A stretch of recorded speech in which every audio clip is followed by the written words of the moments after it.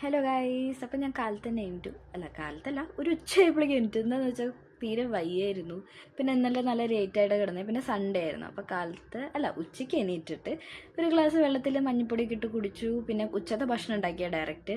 പിന്നെ ഞാൻ first lot of സ്റ്റഡിയിൽ ഇരുന്നിട്ടുണ്ടായി. പക്ഷേ അതിൻ്റെ ടൈം ലാപ്സ് ഓണാക്കാൻ മറന്നുപോയി. അത് കാരണം പിന്നെ വാക്കിങ്ങിനൊക്കെ പോയി കഴിഞ്ഞിട്ട് അപ്പോഴാണ് ഞാൻ അവിടെ ഒരു പൂച്ചനെ കണ്ടത്.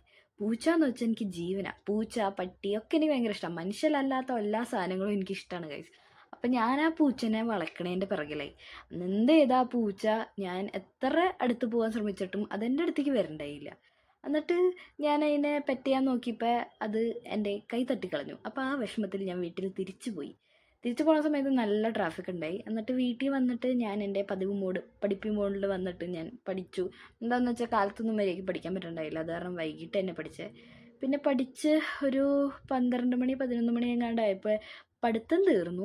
പക്ഷേ പഠിത്തം തീർന്ന ഒരു ഫീൽ ഉണ്ടല്ലോ ഗൈസ്, പറഞ്ഞറിയിക്കാൻ പറ്റില്ല.